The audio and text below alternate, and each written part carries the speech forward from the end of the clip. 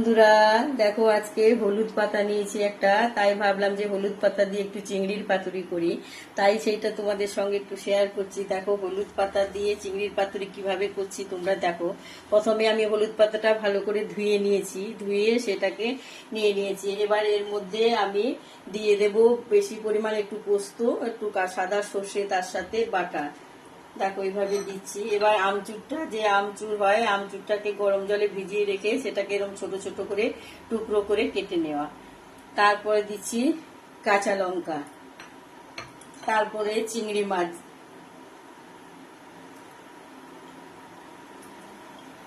এবার অল্প, যেহেতু হলুদ পাতা দিয়ে পাতুরি, সেই জন্য পাতুরির মধ্যে তেলটা একটু বেশি করে দিয়ে দেবো, সর্ষের তেল। সেটা দেখো সর্ষের তেল আমি দিয়ে দেব।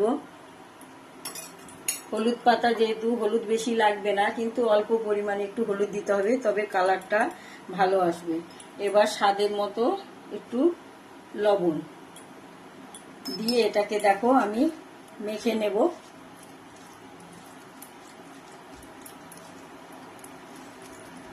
দেখো এরকম করে ভালো করে মেখে নিয়ে এবার পাতাটা এইভাবে একটু মুড়িয়ে নেব।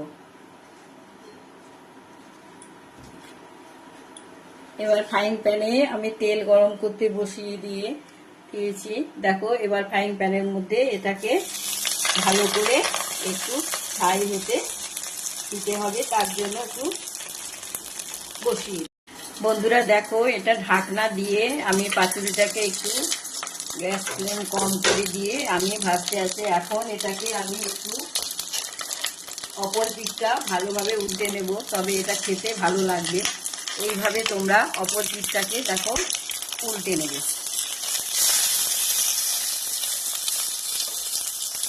খেতে ভালো লাগবে।